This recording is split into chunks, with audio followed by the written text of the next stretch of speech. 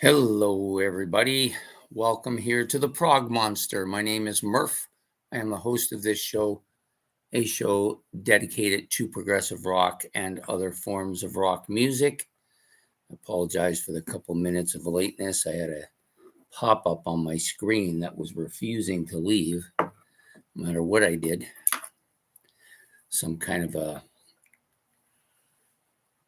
what they would call a security help, except for it wasn't helping, it was just getting in the way.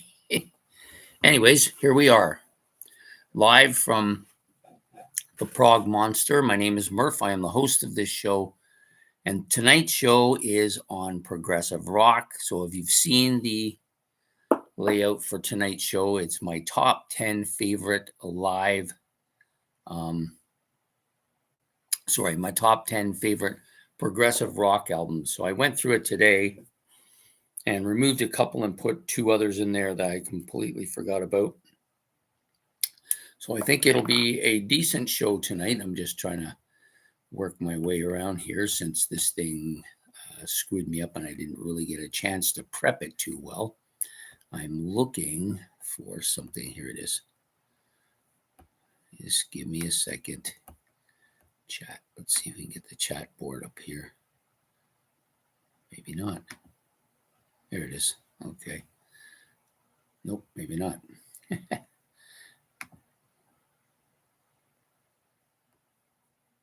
see what happens when we do this. Okay, here we are.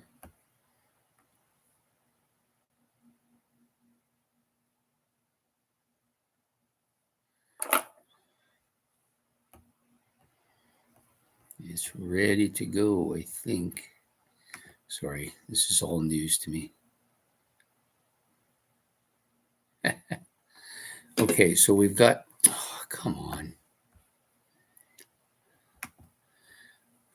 I'm not really good at this live streaming stuff. I'm getting better, though.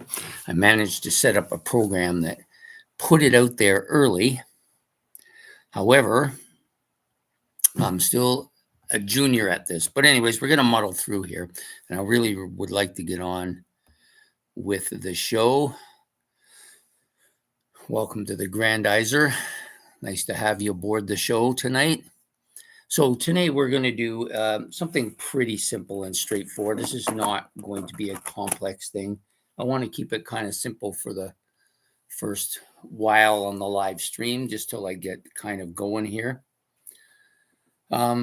Yep, all is well here. Now that we've got rid of the warning pop-up that came up, we now can get to the show. So what we're doing tonight is very simple. We're going to talk about my 10 favorite I keep wanting to say live because we're live. My 10 favorite progressive rock albums. Now, there is one qualification, and I did mention it in the details of what we're doing tonight, but I'll bring it up again. I did talk about it a little bit on this week, but we'll go a little bit more in depth in it here. So what we're going to be doing is I'm going to pick these top 10 albums, but on top of that, there'll only be one album per group, because otherwise I'm going to end up with basically three bands dominating, and maybe another band might get an album in there. So I decided to pick only one album per band, which then changed the list of albums we'll be doing. So the first one we're going to talk about is this band here, Caravan, and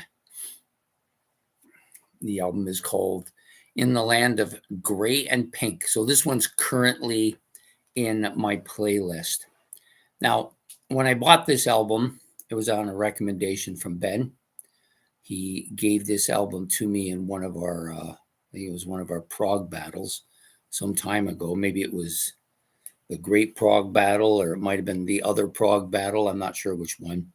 Anyways, he gave me this album and I bought it, mostly because I really love the art here. This is spectacular art. I don't know if you can see this. Just spectacular stuff here. Really kind of Pink Panther-ish, you know? Anyways, I didn't initially enjoy it. I thought, okay, so great album cover, but not, the music wasn't so great. But, you know, I don't know why I get this going on in my head, because I always know that progressive rock albums take a while for me to get into. And in a lot of cases, I initially don't like the bands. And then as soon as I put them in my playlist, within a short period, I start thinking, yeah, it's not that bad. Or I find one song on the album I like. And in the case of this one, that was absolutely the case, which was the Golf Girl, which is the first track on here. I like that one. I didn't really like anything else. I thought they all kind of sounded the same, so I just wasn't paying attention. Then one day when I was cleaning and I had it on, I started really liking this album a lot. It just started taking off. Now it's up until this week was probably my favorite album on the playlist. And every single track, all 5 of the tracks here, Golf Girl, Winter Wine, Love to Love You, and Tonight Pigs Will Fly, which is the bracketed part of the song. And then you have In the Land of Gray and Pink and 9 Feet Under, which is a bunch of sweets. And in this case, this album also has 4 additional tracks that are extra bonus tracks, if you might want to say. So you've got I Don't Know Its Name, which is alias for the word, a previously unreleased thing, Aristocracy, another previously unreleased track. It's likely to have 9 next week. This is off Winter. It's a Winter Wine instrumental. And then you've got the Group Girl or Golf Girl's previous version of Golf Girl. This is an excellent album. Just lots of quirky kindness about it, if that's even a word. I do like this guy's vocals, though. He's got an unusual voice, but it's catchy. It's almost Monty Python-ish. The whole album has that Monty Python feel to it. There's a lot of kind of, oh yeah, I forgot there's a 10th track here, Disassociation, which is a new mix of that song. So anyways, yeah, it's got this kind of quirky, almost Monty Python feel to it, on a Pink Panther background. It's kind of weird, but I like it. The songs are kind of catchy. They're kind of tongue-in-cheek, kind of, I don't know, almost sexual in their nature, a lot of them. And, it's just got a catchy feel to it. The instrumentation is much better than I originally thought it was too. I really like the guitar parts. I do like the kind of rhythm section, upbeat type of tempo to this album. Yeah, so definitely this would be, even though it's still relatively new to me, I think it's currently better than a couple of the other albums that I had put in here. I wanted to put those other albums in here, and then I decided that I just really rather like to talk about this one tonight. So this is going to be number 10. The next one up, this one also was a late addition, and I almost completely forgot this one, but I put it in. Marillion's Misplaced Childhood. I wanted to give some kind of acknowledgement to that new wave of prog rock, or second wave of prog rock, or neo-prog rock, or whatever you want to call it. And this one, I think this is probably my favorite album by Marillion. It's between this and Clutches with Straws. I just think I like this one just a tiny bit better, so that's why it's here and not Clutches with Straws. Pseudo Silk Kimono, excellent start to this album. Just whenever I think of Fish, I always think of this particular song. Then, of course, you've got Kaylee, which is kind of the hit that this band had, which was kind of an unsuspecting hit. They didn't expect to have a hit with this song. Lavender's really good too. Probably the next best track after that, Pseudo Silk Kimono. Better Sweet, Heart of Lothian, another great tune. Water Hole, Lord of the Backstage, and Blind Curve. Got a couple of extra tracks here. Childhood, they're not extra tracks. I forgot Blind Curve has about 5 suites on it.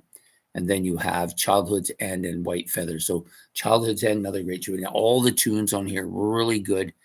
Marillion probably at their best on this album. Of course, the artwork is fantastic. Same guy, I believe, who does the artwork for the Judas Priest albums. Just excellent artwork. The back cover is really good as well, if you haven't seen that. Yeah, just an absolute killer album.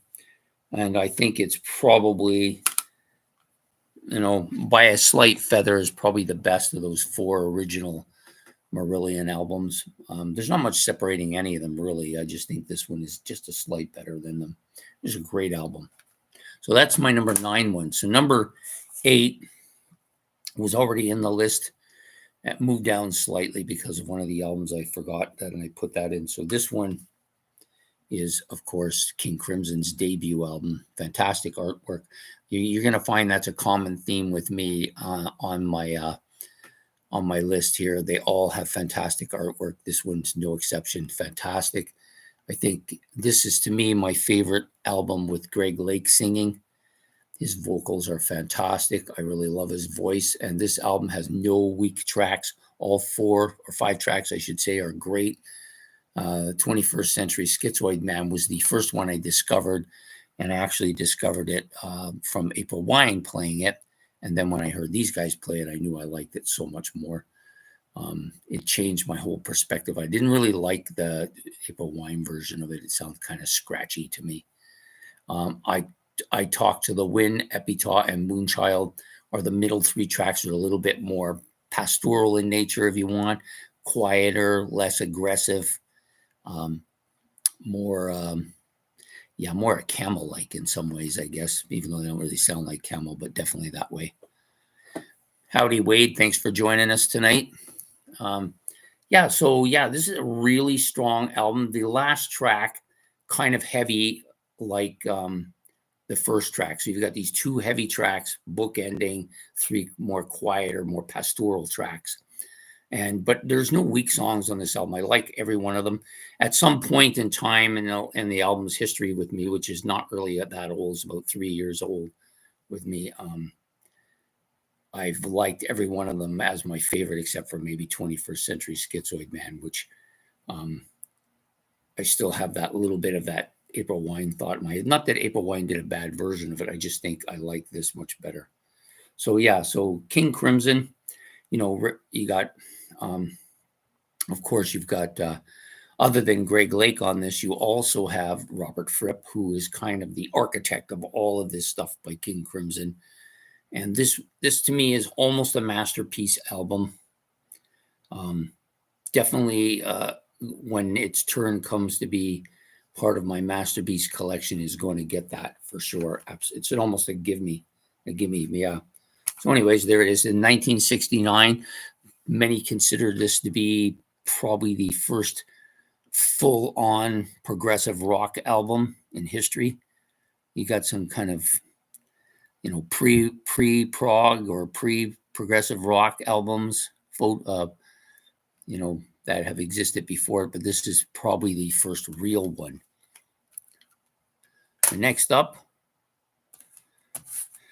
this was an album, I almost forgot about it. I don't know how I forgot about it. It knocked out a couple of albums that I had in here. And most of you know, if you watch this channel regularly, you know that this album is one of my favorite albums. This band absolutely kills this album. There are no weak tracks on this album. This is another almost a certain album for a masterpiece when the time comes. Most of these albums will be up for that in the next year or so. So I'll be interested to see if I'm able to. They have to kind of withstand that first 3 years, and then I decide whether I like them enough to make them a masterpiece or not. So this one definitely on the route for that. All 5 of the tracks on here are great. There isn't one on here that I dislike. Actually show you the inside of the album. Pretty much the same thing. Yeah, so just absolute killer album. So what's the label these guys? Oh, the Giant Electric P is the one they're on. I couldn't remember the name of it. Every one of these. Harvest of Souls, of course, which is the longest track on here. Absolutely killer. Born Brilliant. They're all great. Sacred Sound. I like that quite a bit. I like them all. You Never Will. Such a kind of the problem with that song is it's so emotionally charged. It just kind of drags me in there, and sometimes I don't really want to hear it. Harvest of Souls, though, has that real Genesee feel to it. So this group at this point in time has a real kind of what I would call a Genesis feel to them.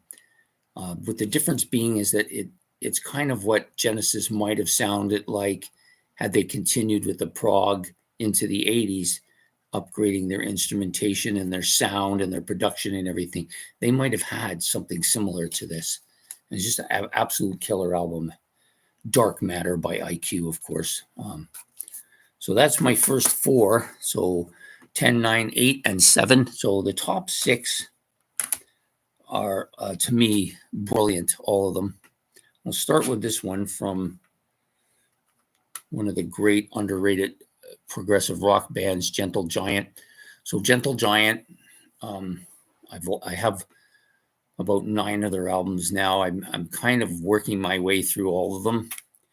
And this one was the first one that really took off for me because I didn't do very well with the 3 Friends. It kind of I wasn't able to make that jump to liking them.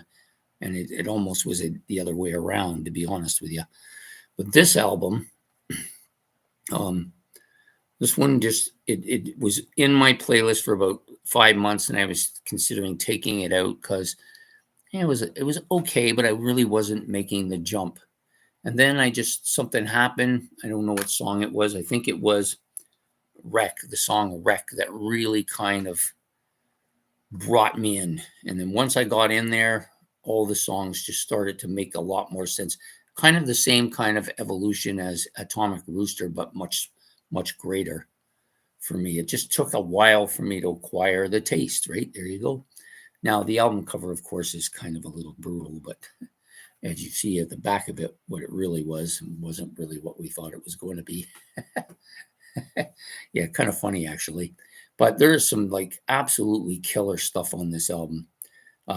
Pantagruel's Naivety, which is the first song on the track, brilliant, very detailed, very concise, lots of stuff going on. And just it's got such a gripping sound to it, And then you've got some weird, they're all kind of weird, but the Black Cat is a kind of a different song for them. It's got that kind of weird sound to it, but almost a little bit of jazzy feel to the song as well. But there's no bad tracks on this album either. It's just some of them are great. Some of them are just really good. I love this album. I often go back to it. It's the only album, one of 2 albums that I've owned that actually was on my playlist for more than a year. The other one being on this list as well. So we'll get to that when we get to it. But yeah, so since I've been on the channel, this is the only one to go a year on my playlist. And the only reason I took it out is because I didn't really want to burn it out too quickly.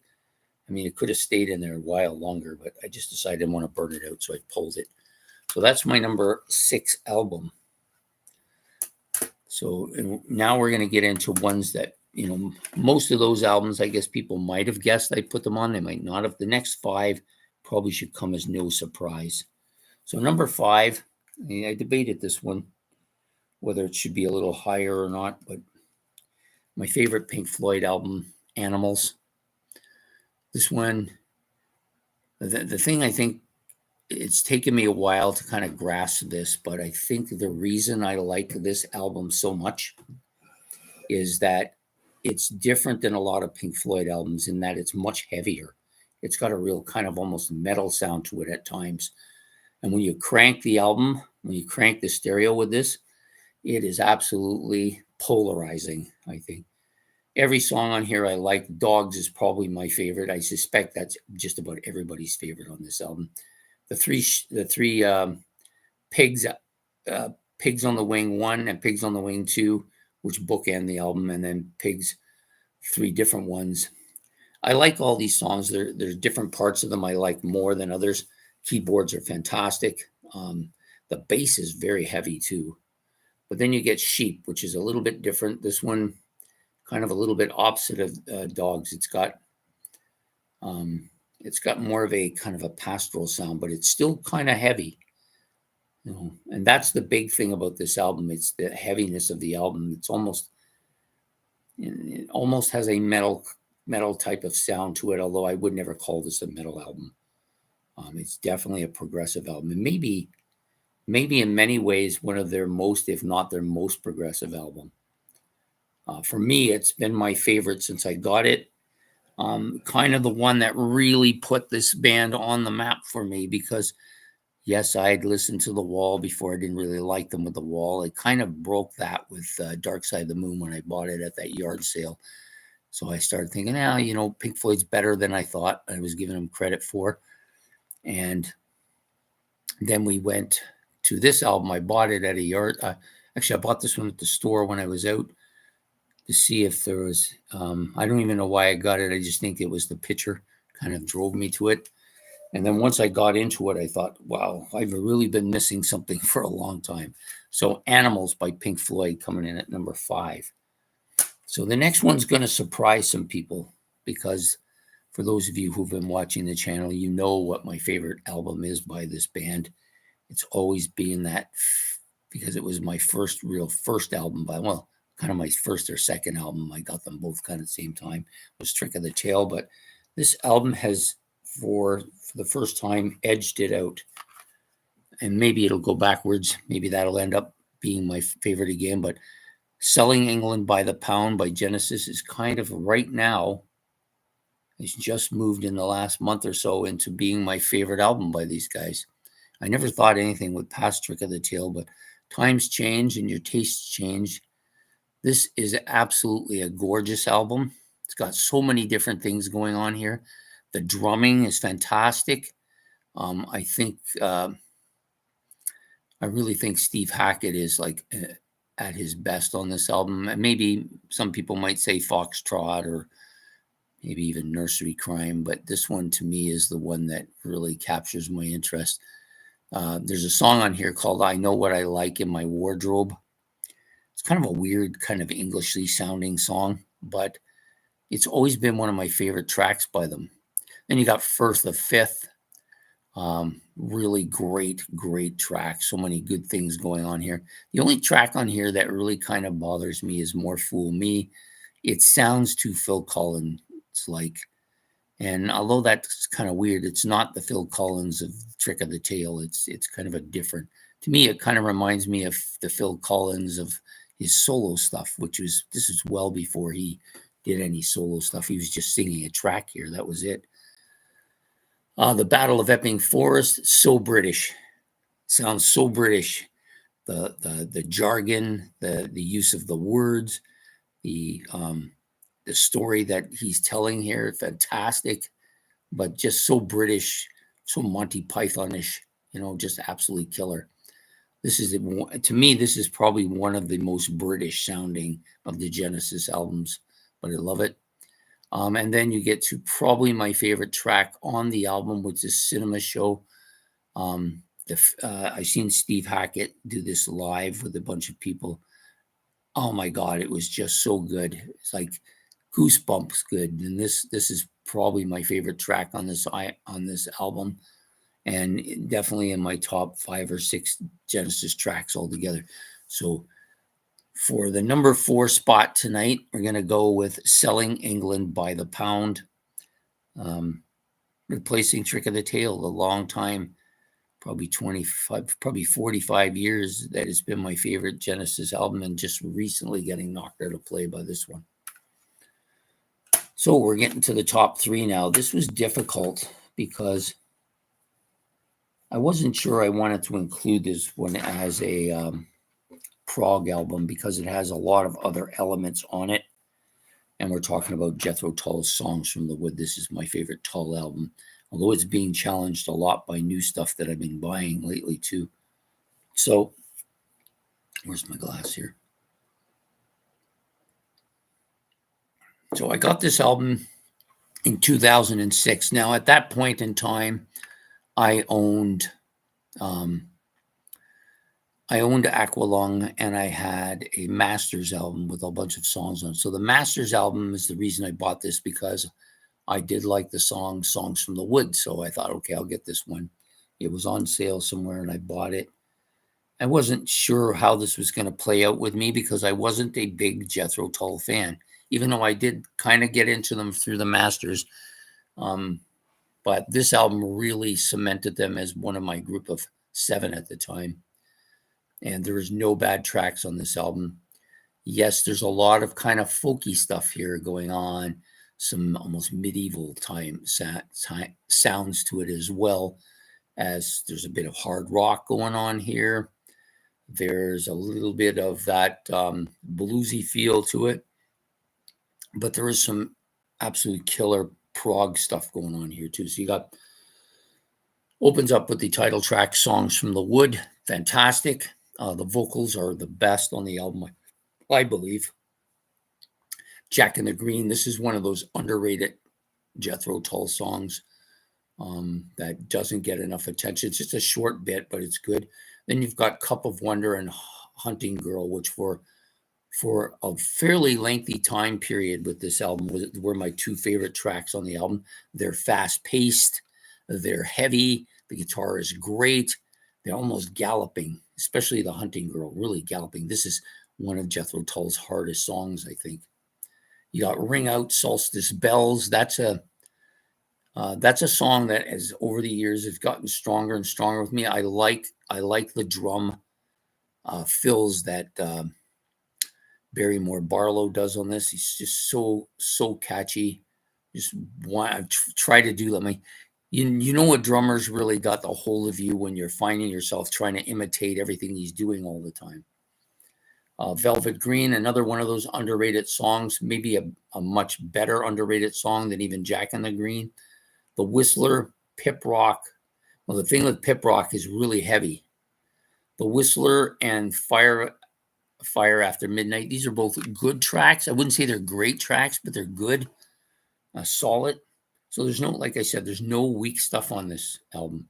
It's just pure, great rock. So it's got this album has a multitude of different sounds to it, a multitude of different genres, but I think it's still a progressive album.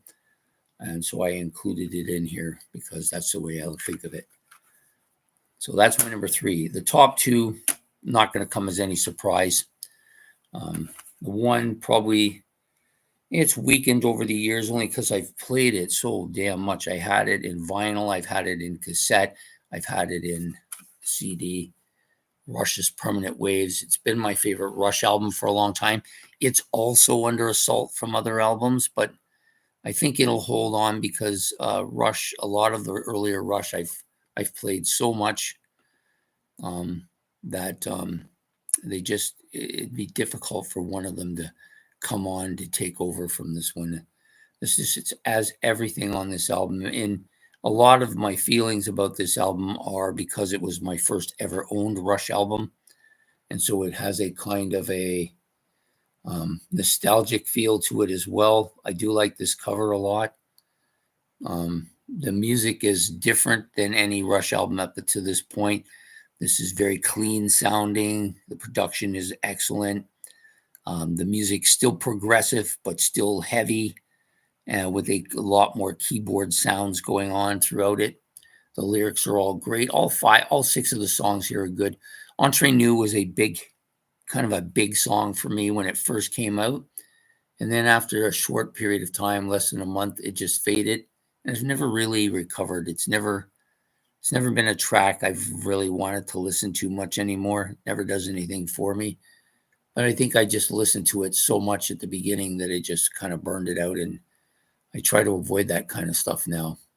So the other tracks on the album, of course, the next one probably, Jacob's Ladder, has never really been a major listening to for me, but I do like it a lot more than I used to. And over the years, it's grown to like it even more. It's not a weak track, though, for me. Different Strings has always been a track I've liked. I like the acoustic sound to it.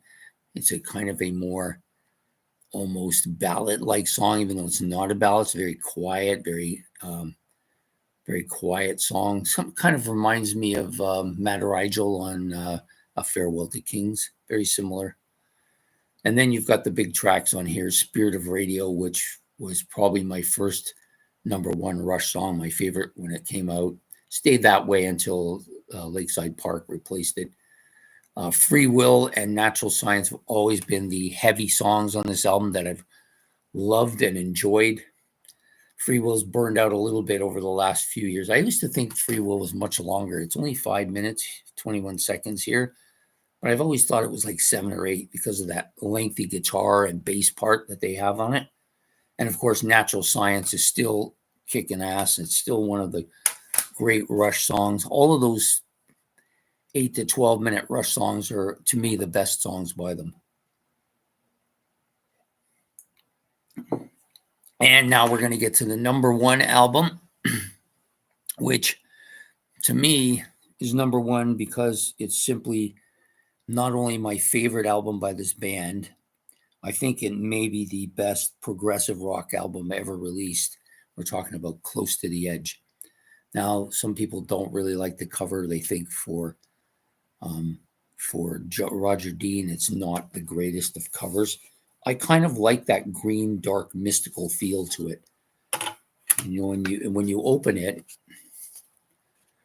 you have this inside, which is one of the great inside covers of anything I've ever seen.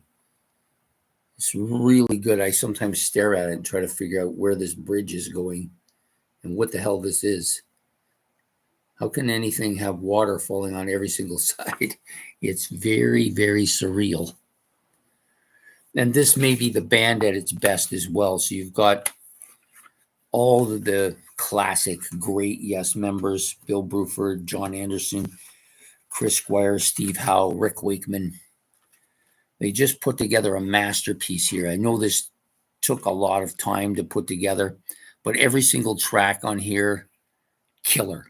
They're all killers. Close to the Edge, with its 4-part soliloquy, Solid Time of Change, Total Mass Retain, I Get Up, I Get Down, and Season of Man. John Anderson's voice, as always, is killer. I think Steve Howe is really intricate here, more intricate than he is on a lot of their albums. Not that he isn't intricate on all of them, but he just really adds a dimension that a lot of bands just lack. And you've got Bill Bruford. For this type of music, few drummers can match Bill Bruford, in my opinion. You have Chris Squire, of course, his bass tone, his use of the bass throughout this album is just like a lead instrument in a lot of ways. He's just so strong. And then, of course, you can't understate the importance of Rick Wakeman on this album. So this is kind of even, you know, you've got the keyboard solo in Close to the Edge, which is, it's not his best keyboard solo. He does some stuff later on for them that is just absolutely outstanding, but it's so catchy. For a keyboard solo, it's very catchy. And yeah, just a killer track. And then you've got And You and I, which is a little bit more pastoral in nature. The story can kind of follow, which is in itself kind of hard to, very different from most Yes. Most Yes stuff is difficult to follow the lyrics. On this one, I can kind of follow it a bit. Chord of Life, Eclipse, The Preacher Teacher, and Apocalypse, all great. Different sounds to each of them. A little bit more pastoral, like I said. There's a little bit more acoustic stuff on this track. Absolutely killer. Then you got Siberian Katru, which is the shortest song, but the heaviest of the 3 songs. Really catchy, heavy. The bass is fantastic. The guitar parts are great. The whole song is really heavy, and I think John Anderson's voice might be the best on of the 3 songs on the album. It's hard to say. They're all great. Yeah, so it's an almost perfect album. The only reason that it wouldn't get a perfection, it's probably my 3rd favorite album of all time, but definitely my favorite progressive rock album of all times. I think maybe the thing I like best about it is that it just encaptures everything that you would want in a prog album. So if and it's near perfection. The only things that might be a bit of a negative for it, maybe the artwork isn't perfect. The sound is good to very good, but not necessarily perfect. It sounds like amazing in some areas, but not as clear in other areas. I just find it just a tiny bit murky at times, but still just an absolute fantastic album. I can't imagine anything ever topping this as the greatest progressive rock album of all time. Yeah, I just love it. The other albums, Yes has a multitude of, for me, masterpiece albums, all for different reasons. They're probably the most of all of my favorite progressive rock bands. Their music is probably the most different at times in their thing, even a little maybe more than Rush as far as the progressive stuff goes. Rush seemed to have followed a certain. They were kind of maybe jerky in the first 4 or 5 albums, and then they just started on this wave, and then they went off into something completely different. And Yes did that as well, but those early Yes albums, they vary quite a bit in development. Culminating with this sound, there's an attempt to maybe produce even a bigger album with Tales of the Topographical, and I don't think it quite captured this. It was a little bit too bombastic. And then you got Relayer, which went off in a much more sophisticated direction and maybe didn't have that kind of emotional connection to it. But anyways, Close to the Edge. So I'm going to just reiterate them all in the order, top order to bottom now. So you got Close to the Edge, which number 1, I think pretty simplistically. Rush, Farewell to King. So those are the top 2 easily. The rest, they may probably move around. Songs from the Wood, really strong. Number 3. Number 4, recently promoted in the Genesis catalog to number 1 for them. But number 4 here, Selling England by the Pound. This is easily my number 1 Pink Floyd album, Animals. I think coming in here at number 5. At this point in time, where is it? There it is. Gentle Giants, Acquiring the Taste. Yeah, definitely had to be in there. Next up, IQ in 7th spot with its Dark Matter album. And you got in the 8th spot, King Crimson's in the Court of the Crimson King. Very strong. Some of the, I'm still working my way through the King Crimson catalog, so it may not retain that title, but for now it is. Misplaced Childhood in number 9 spot here, probably by a hair over Clutches of Straw for my favorite Marillion album, and in number 9 spot. And then number 10 spot, currently on my playlist, is In the Land of Gray and Pink from Caravan. This is a band that now that I've kind of fallen in love with this album, I now want to capture all of their stuff. So I'm interested to see how long it'll take me to get them all. So those are my top 10. So for some honorable mentions, a couple bands that I had in this list originally and then removed in order to put in a couple of albums that are in there, the Marillion one and the IQ one, which I had completely forgot about, are Eloy's sorry, I'm drawing a blank. Well, why draw a blank? We'll just grab it off the shelf here.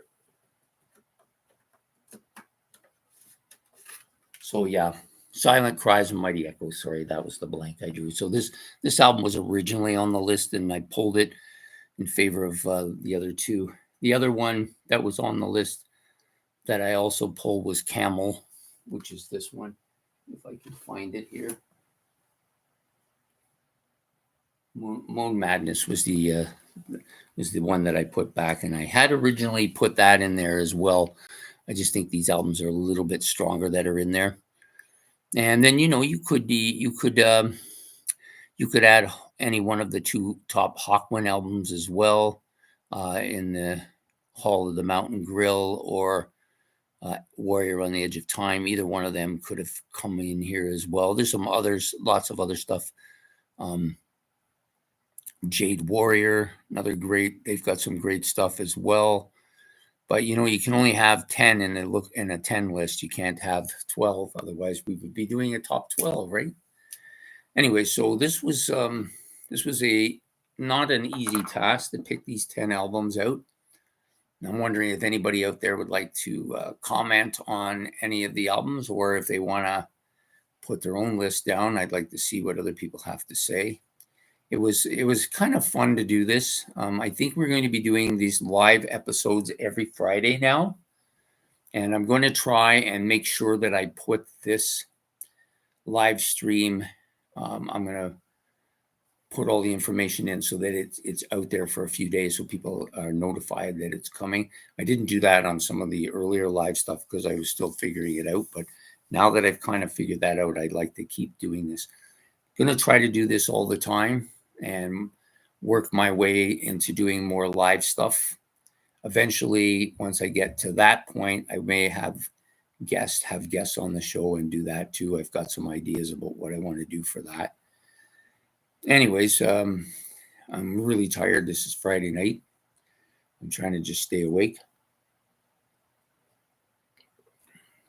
I do appreciate you both, Wade and Grand Visor, for coming on here. Grandizer, sorry, not Visor. I'm happy both of you showed up tonight and give me some support. I hope you've enjoyed this episode. We're going to be doing, like I said, we'll be doing this as Into the Prog Seed. Not Into the Prog Seed. That's what I get for watching too much TV. Into the Progverse. So we're going to be trying to do this every Friday at 8 o'clock. I do have plans to do a second live stream, but I'm going to work on that one. That one's going to be more for the metal genre, so I can have metal back in here as well. I kind of like doing it this way as to the way I was doing it before. It was way too much work before and not nearly as satisfying as this has been. So I hope everybody enjoyed tonight's episode. If you've got any kind of suggestions of the topics that you might like to see me cover on Into the Progverse here, you can leave that down there. I'll check them out and see if I can work those in as well for topics. I don't really have a topic for next week at this point in time, but I'm going to think it over. But if anybody has any topics they'd like to see done, let me know, and we'll consider some way of putting something like that out for you. Anyways, I hope to see you all next week, next Friday, for another Into the Progverse episode. Please don't forget to hit the like and subscribe. That helps a lot. And hit the notification bell so you make sure you're aware of this episode when it's going to come out. And if you've got any comments, you can put those in the comment section as well. So take care, and we will see you next Friday for Into the Progverse. Take care. Goodbye.